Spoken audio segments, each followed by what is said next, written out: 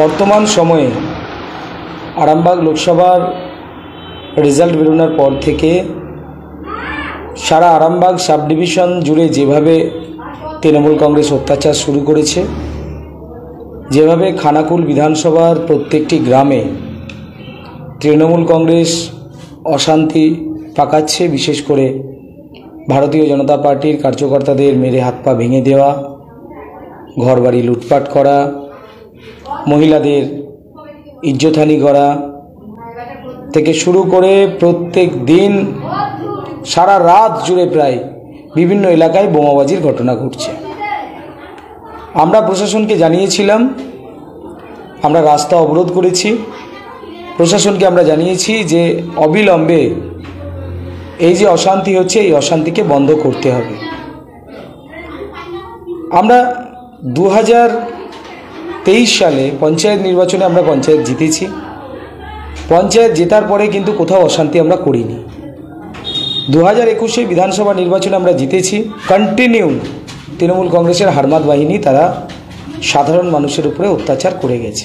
সেই জন্য আমরা কিন্তু এবারে প্রথম থেকেই সতর্ক আছি। আমরা প্রশাসনের উপরে আস্থা রেখেছি। প্রশাসন আমাদেরকে বলেছে যে সব রকমভাবে ওনারা কিন্তু অশান্তি রোখার জন্য তৈরি আছেন। তো খানাকুল জুড়ে এরকম বিভিন্ন সময় বিভিন্নভাবে অশান্তি সৃষ্টি করা হচ্ছে।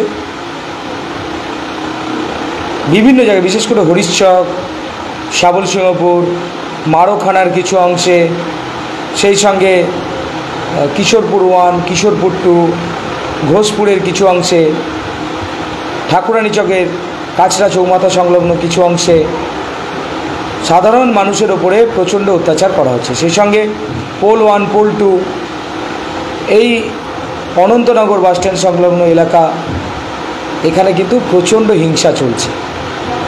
তৃণমূল কংগ্রেস খানাকুল বিধানসভা থেকে ভোট পায়নি, সাধারণ মানুষ তৃণমূল কংগ্রেসকে ভোট দেয়নি।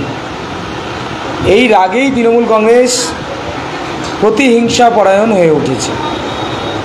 কোথাও গিয়ে দেখছি যে সাধারণ মানুষের পানীয় জলের যে কল, সেই কল ভেঙে দিচ্ছে। কোথাও আমরা দেখতে পাচ্ছি যেখানে হাইমাস্ট লাইট লাগানো হয়েছে এমএলএ কোটা থেকে, সেই হাইমাস্ট লাইটের তার ছিঁড়ে দিচ্ছে। কোথাও আমরা দেখতে পাচ্ছি পঞ্চায়েতে যে লাইটগুলো লাগানো হয়েছে সেই লাইটগুলো ভেঙে দিয়েছে তৃণমূলের নেতারা। সেই সঙ্গে মা বোনেদের ওপরে অকথ্য অত্যাচার চলছে। আমরা কালকে মারোখানা অঞ্চলে গিয়েছিলাম। মারোখানা অঞ্চলের ঢলডাঙ্গা গ্রামে আমাদের কিছু মানুষকে, কিছু কার্যকর্তাকে ঘরে ঢুকতে দেওয়া হয়নি। একজন মহিলাকে বেধড়ক মারা হয়েছে রাস্তায় ফেলে। তো আমি দেখতে গিয়েছিলাম কালকে। ওখান থেকে যখন ফিরছি পানশিউলি হয়ে, তখন তৃণমূল কংগ্রেসের কয়েকজন নেতা অতর্কিতে লোহার রড দিয়ে সবার পিছনে থাকা যে বাইকটা ছিল সেই বাইকে যিনি আরোহী ছিলেন আমাদের ওই পঞ্চায়েতের কার্যকর্তা, আমাদের মেম্বারের হাজবেন্ড, তার মাথায় মারে। নাম কাজল মণ্ডল। কাজল মণ্ডল আক্রান্ত হয়ে যায়, প্রচণ্ড রক্তপাত হয়, ওনাকে নিয়ে এসে হাসপাতালে ভর্তি করা হয়। ঠিক একই সময়ে তৃণমূল কংগ্রেসের ওখানে একটা বাইক অ্যাক্সিডেন্ট ঘটে। কেউ যাচ্ছিল বাইকে করে, পড়ে গিয়েছে। পড়ে যাওয়ার পর তিনি এসে মিথ্যা কেস দিয়েছেন যে বিজেপি নাকি তাকে মারধর করেছে। আমি যখন মারোখানা থেকে ফিরে আসছিলাম তখন দেখলাম তৃণমূল কংগ্রেসের কয়েকজন আরমাদ লাঠি নিয়ে দাঁড়িয়ে আছে, বাঁশ নিয়ে দাঁড়িয়ে আছে।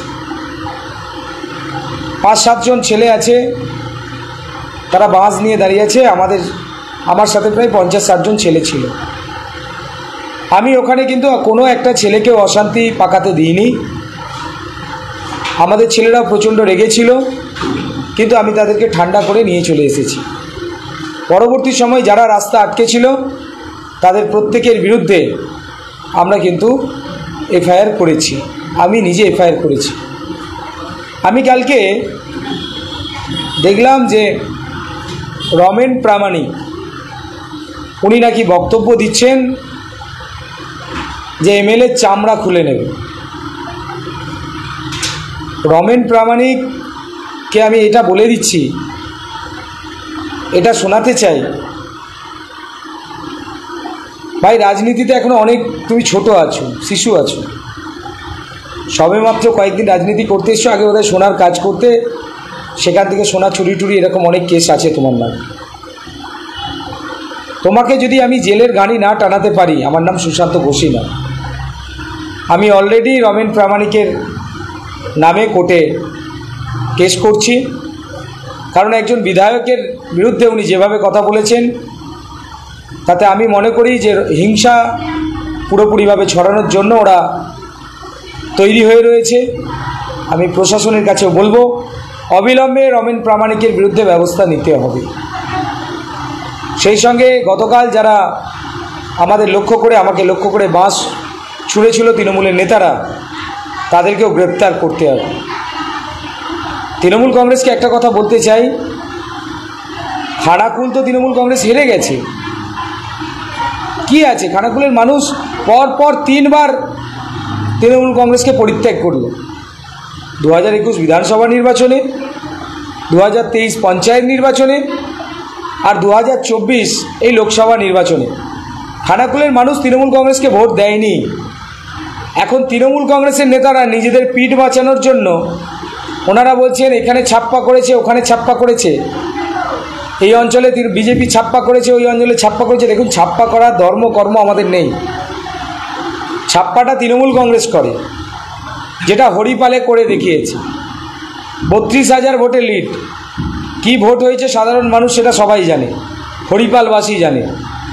তাই ছাপ্পা করে রিগিং করে তৃণমূল কংগ্রেস ভোটে যেতে, বিজেপি ছাপ্পা রিগিং করে যেতে না। আর পশ্চিমবাংলায় মাত্র 29টা আসন পেয়ে তৃণমূল কংগ্রেস এটা ভাবছে যে সারা ভারতবর্ষের সরকারটা বোধহয় ওরাই গড়ে ফেলেছে। ভারতবর্ষের সরকার বিজেপি গড়ছে। আজকে আমাদের দেশের প্রিয় প্রধানমন্ত্রী নরেন্দ্র মোদীজি 3য়বারের জন্য উনি শপথ নিচ্ছেন প্রধানমন্ত্রীর আসনে। আজকে গর্বের দিন, আজকে খুশির দিন। আজকের এই খুশিকে আমরা খানাকুল বিধানসভা সহ আরামবাগ সাব ডিভিশনের প্রত্যেকটি জায়গায়, সারা রাজ্য জুড়ে আমরা আজকের এই খুশির দিনটা আমরা পালন করব। খানাকুলের বিভিন্ন প্রান্তে প্রত্যেকটি জায়গায় আমাদের এই খুশির দিনে বিভিন্ন জায়গায় মিষ্টি বিতরণ অনুষ্ঠান, বিভিন্ন ধরনের কর্মসূচি নেওয়া হয়েছে। আমরা এটা করি, আমরা এটা করব। কিন্তু তৃণমূল কংগ্রেস ভাবছে 29টা আসন জিতে সারা ভারতবর্ষের সরকারটা বোধহয় গড়ে ফেলল। যেখানে বিজেপি এনডিএ বর্তমান সময়ে প্রায় 300-র ওপরে টপকে গেছে সিট, সেখানে এরা ভেবে নিয়েছে যে 29টা সিট জেতে সারা ভারতবর্ষের ক্ষমতা দখল করে ফেলেছে। তাই তৃণমূল কংগ্রেসদের বলছি, অশান্তি সৃষ্টি না করে নিজেদের দিকে তাকিয়ে দেখুন। আপনাদের এই হিংসা, আপনাদের এই অত্যাচার সাধারণ মানুষ জানে, সাধারণ মানুষ বোঝে, তাই বর্জন করেছে আপনাদের। তৃণমূল বলছে যে আপনি ব্যাংক নিয়ে ঘুরছেন, মানুষকে ভয় দেখানো। দেখুন, এটা তো নুননবী মণ্ডলের কথা, এটা নুননবী মণ্ডলের কথা। 2019 লোকসভা নির্বাচনের ভোট প্রচারে এসেছিলেন তপন রায়, ওনাকে ফেলে পিটিয়েছিল নুননবী মণ্ডল নেতৃত্বে এই তৃণমূল কংগ্রেসের হারমাতগুলো।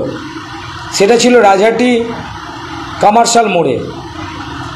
2021 বিধানসভা নির্বাচনের আগে, ঠিক আগে, আমার বিধানসভা কার্যালয় সেনাটে, ওখানে আক্রমণ চালিয়েছিল নুননবী মণ্ডলের নেতৃত্বে। ভেঙে ফেলা হয়েছিল, 25টা বাইক ভেঙে দেওয়া হয়েছিল, অফিস ভেঙে চুরমার করে দেওয়া হয়েছিল, 4টে গাড়ি ভেঙে দিয়েছিল এই নুননবী মণ্ডলের হারমাত বাহিনীরা। সুদর্শন প্রামাণিককে হত্যা করা হয়েছিল জাতীয় পতাকা উত্তোলন করতে গিয়েছিল বলে, হত্যা করেছে এই তৃণমূল কংগ্রেসের হারমাতরা। অজয় প্রামাণিককে মুখে বিষ ঢেলে মুখে ঠেলে দিয়েছে এই তৃণমূল কংগ্রেসের নেতারা। সেই সঙ্গে রাজহাটি বাজারে কালী সাঁতরাকে পিটিয়ে হত্যা করেছিল এই তৃণমূল কংগ্রেসের নেতারা। কালী সাঁতরাকে কয়েকদিন হাসপাতালে ভর্তি রাখা হয়েছিল, পরে মারা যায়। এই তৃণমূল কংগ্রেসের হারমাতদের হারমাতগিরি সারা খানাকুল চেনে, সারা খানাকুল জানে। যে এরা কিভাবে হারমাতগিরি করে। তাই এদের কথার জবাব দেওয়ার মতন মানসিকতা আমার নেই। এরা নিজেরা হারমাত, সামান্য ফ্ল্যাগের সাথে একটু মোটা ঝান্ডা দেখে এরা ভয়ে কাঁপছে। কিসের আছে? আমরা তো কাউকে মারিনি, আমরা তো কাউকে থ্রেট করিনি, আমরা তো কারো বাড়িতে যাইনি। দেখুন, রাতের অন্ধকারে তৃণমূল কংগ্রেস নেতারা এর আগেও দেখেছেন ওদের নিজেদের পার্টি অফিসে বিজেপির ফ্ল্যাগ লাগিয়ে দিয়ে বিজেপির কার্যকর্তাদেরকে মেরেছে। এটা তৃণমূল কংগ্রেস করে। এরপরে দেখবেন নিজেরাই নিজেদের মাথা ফাটিয়ে বা নিজেরাই নিজেদের ঘর বাড়িতে আগুন লাগিয়ে বিজেপির ঘাড়ে দোষ চাপাচ্ছে, বিজেপি আগুন লাগিয়েছে। এটা তৃণমূল কংগ্রেসের কালচার, এটা তৃণমূল কংগ্রেস করে। দেখুন, ওই ঘটনার সময় কোনো আমাদের ভারতীয় জনতা পার্টির কার্যকর্তা ওখানে ছিল না, সবাই বাড়িতে ঘুমাচ্ছিল। সকালবেলা উঠে প্ল্যানিং মাফিক ওই এলাকাটাকে ফাঁকা করার জন্য, রামচন্দ্রপুর সংলগ্ন পুরো এলাকাটাকে ফাঁকা করার জন্য, ফাঁকা ময়দান করার জন্য আমাদের যারা লড়াকু অ্যাক্টিভ সক্রিয় কার্যকর্তা রয়েছে তাদেরকে বিভিন্নভাবে মিথ্যা কেসে ফাঁসানো হচ্ছে। আমরা প্রশাসনকে জানিয়েছি, যদি মিথ্যা কেসে এরকম ফাঁসাতে থাকে তৃণমূল কংগ্রেস, তাহলে আমরাও এরকমভাবে কেস দেবো তৃণমূল কংগ্রেস নেতাদের। এটা যেন তৃণমূল কংগ্রেস না ভাবে যে বিজেপি খানাকুল থেকে মরে গেছে, খানাকুলে বিজেপি নেই। বিভিন্ন রকমভাবে আমি দেখতে পাচ্ছি সোশ্যাল মিডিয়ায় তৃণমূল কংগ্রেসের অনেক হারমাত বিভিন্ন রকম উত্তেজনাপূর্বক মন্তব্য করছে, যেখানে আমাকে খুনের হুমকি পর্যন্ত দেওয়া হচ্ছে। আমি প্রশাসনের কাছে অনুরোধ রাখব যে অবিলম্বে সোশ্যাল মিডিয়ার মাধ্যমে যারা এই ধরনের কাজগুলো করছে প্রত্যেকটি ক্ষেত্রে আমরা স্ক্রিনশট মেরে রাখছি।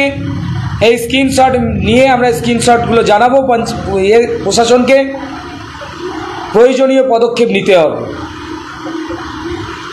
আমরা হিংসা চাই না, আমরা চাই খানাকুলের মানুষ শান্তিতে বসবাস করুন। যে শান্তিটা পঞ্চায়েত নির্বাচনের পর থেকে কন্টিনিউ বিরাজ করছে, সেই শান্তিটাকে আবার অশান্তির জায়গায় নিয়ে আসছে তৃণমূল কংগ্রেস। আপনি বিজেপির বিধায়ক একদিকে যেমন, তেমনি সবার বিধায়ক। সাধারণ মানুষ একটা নিরাপত্তার অভাবে ভুগছে। তারা দেখতে পাচ্ছে যে কখনো তৃণমূলের লোক মাথাচ্ছে, কখনো বিজেপির লোক মাথাচ্ছে, কেউ হাসপাতালে যাচ্ছে, থানা পুলিশ হচ্ছে। এই জায়গায় দাঁড়িয়ে আপনি যে সকলের বিধায়ক, সেই জায়গায় আপনি সাধারণ মানুষের জন্য নিরাপত্তা নিয়ে কিছু ভাবছেন, কী বলবেন? দেখুন, যেদিন রেজাল্ট বেরোই সেদিন প্রায় 3:30 পর্যন্ত আমি জেগেছিলাম। কন্টিনিউ প্রশাসনের সাথে যোগাযোগ রেখে প্রত্যেকটি জায়গায় ফোর্স পাঠানোর ব্যবস্থা করেছি। সেই সঙ্গে সেকেন্ড দিন, সেই দিনও প্রায় 3টে পর্যন্ত জেগেছিলাম। ওসির সাথে কন্টিনিউ সম্পর্ক করে, এসডিপিওর সাথে কথা বলে প্রত্যেকটি জায়গায় যেখানে যেখানে অশান্তি হচ্ছে সেখানে সেখানে ফোর্স পাঠানোর ব্যবস্থা করেছি। প্রতিদিন আমি খানাকুলবাসীকে শান্তিতে রাখার চেষ্টা করছি, কিন্তু এক শ্রেণী তৃণমূল কংগ্রেসের হারমাত রয়েছে যারা এখনই বিভিন্ন জায়গায় বলার চেষ্টা করছে যে বিজেপির যে পঞ্চায়েত সমিতি আমরা নাকি সব জোর করে দখল করে নিচ্ছি। এটা কখনোই সম্ভব নয়। তৃণমূল কংগ্রেসের ওই সকল নেতাদের বলতে চাই, আপনাদের দিবা স্বপ্নই থেকে যাবে। বিজেপি খানাকুলের মাটিতে শক্তভাবে ছিল, আছে, শক্তভাবে থাকবে। এই এলাকার নাগরিক যারা রয়েছেন তাদের প্রত্যেককে প্রশাসনিক সাহায্য সহযোগিতা করা আমাদের দায়িত্ব, কর্তব্য। সেটা আমরা করব। প্রত্যেকটি জায়গায় যাতে শান্তি বজায় থাকে সেটাকে আমরা অক্ষুণ্ণ রাখার চেষ্টা করব। বলতে পারতো শীততাপ নিয়ন্ত্রিত অত্যাধুনিক রেস্টুরেন্ট ময়ূখ রেস্টুরেন্ট। এখানে পাবেন চাইনিজ, পোলাও, বিরিয়ানি, তন্দুরি সহ সমস্ত রকম খাবার। এছাড়াও কাস্টমারদের সুবিধার্থে হোম ডেলিভারির বিশেষ ব্যবস্থা রয়েছে। পাশাপাশি যে কোনো অনুষ্ঠানের জন্য ভাড়া দেওয়া হয়। আমাদের ঠিকানা খানাকুল হেলান সংলগ্ন তিলক চক। Phone number 8617492616 9732162360। সেরা খাবারের স্বাদ পেতে আজই আসুন ময়ূখ রেস্টুরেন্টে।